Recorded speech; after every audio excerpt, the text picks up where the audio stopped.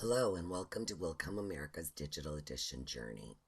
In today's video, we're going to continue on with the football design that we've created through the previous videos, and we're going to get it ready to send an approval sheet to our customer. So first things first, we need to open up the design.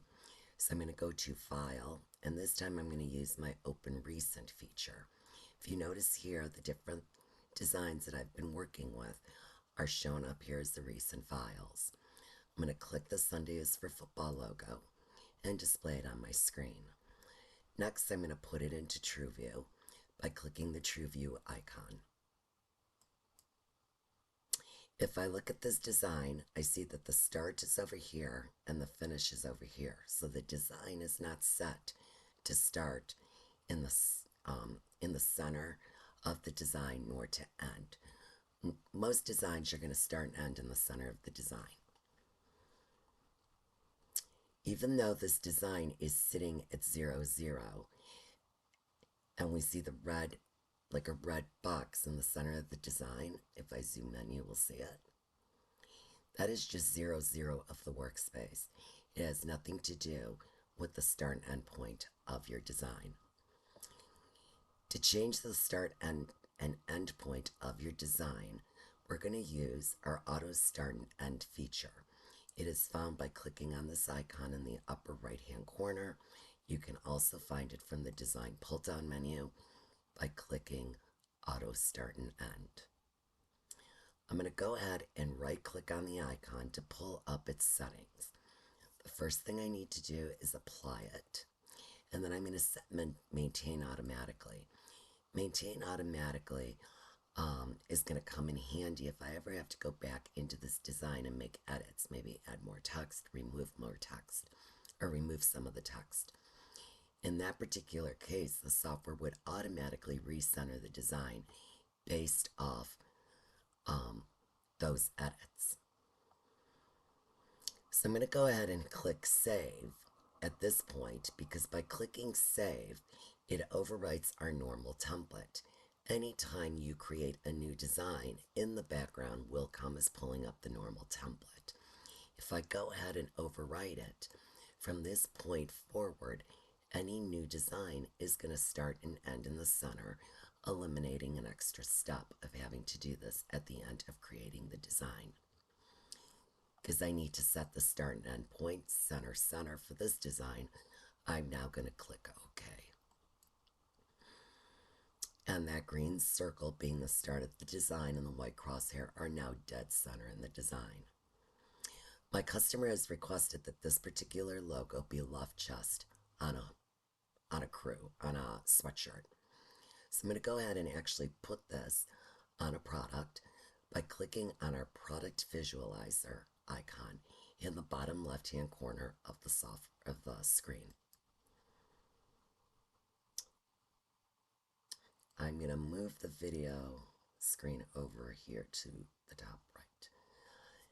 If we look here through the product visualizer, there's a variety of different products that I can choose to put my logo or any logo on the screen. I'm going to go ahead, go back to the fleece, and there's additional categories there. I'm going to select the men's, and then it pulls up all the products within the fleece sweatshirts for the men's category. I can scroll through here. I'll just say that my customer chose, we'll say a hoodie. So I'm going to go ahead and pull up the hoodie. And notice that it's kind of cut off. If you look in the upper right-hand corner, there's a zoom to product. Now, if these particular tools are not displayed on your screen, you can always go to Window, Toolbars, and activate the Zoom toolbar by clicking on it. Notice mine has a check mark, so it is displayed. If I click on this Zoom to Product, I can see the entire product on my screen. I'm going to go into Settings, and I'm going to change the color of the sweatshirt to a darker gray. And then I'm going to click Apply. See how the sweatshirt, and it is a high resolution image.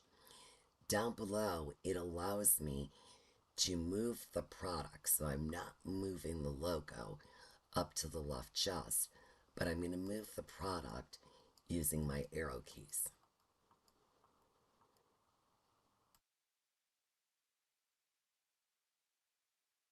So I'm going to move it over until it's about placed correctly.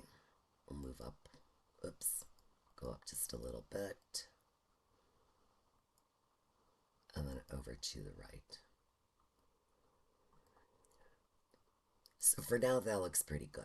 Now, what can we do with this? I can actually take this logo and make an approval sheet for my customer. So if I go to File, and I'm going to choose to go to Print Preview, here's my production worksheet, but I want to create an approval sheet. So once in my Print Preview, if I click on Options, it brings up the print options. We have 4 available worksheet types that we can create. The one that I want now is my approval sheet, and I also want the production sheet. The production sheet is what I'm going to give to my sewers so they know what colors to pull for that particular design. But the approval sheet is what I'm going to send to my customer. Once in the approval sheet, there's different customization options for each of these worksheet types. Remember, the worksheet type needs to be selected in blue on the left to make modifications to it. So let me go back to the approval sheet, and I'm going to go into design, and I need to make sure that I pull up that I show my product, and then I'm going to click OK. Up at the top, I now see that I've got 2 pages. The first page is going to show the logo. In the bottom right hand corner, you're going to see the hoodie with the logo in its position. If I go to the next page, I see a larger picture of my product with the logo placed exactly where I'm going to sew it. I can save this as a PDF and then send this to my customer either by fax or by email. And then right at the bottom, they can actually sign off on it by signing and dating it and returning it to you. So this kind of eliminates the need of actually having an extra zippered hoodie to sew it off and show it to your customer. The other sheet that I want to talk to you about is our production worksheet. The production worksheet gives you all the information about this design, its color changes, number of stitches, and then because we colorize this design using the threads that we're actually going to use to sew, those thread colors display here by code and by name. So I can actually print this off to give it to my sewers so they know what cones of thread to pull and sew the design with.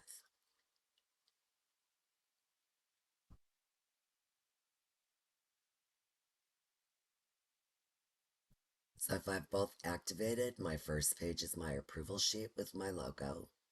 The next page is going to be the product with my logo. These would be for my customer. And the third page would be my production sheet. So this is a great way let me go to the previous one. This is a great way to show your customer exactly what their logo is going to look like on their selected product without having to actually pull an extra sweatshirt and sew it off. Thank you for joining me.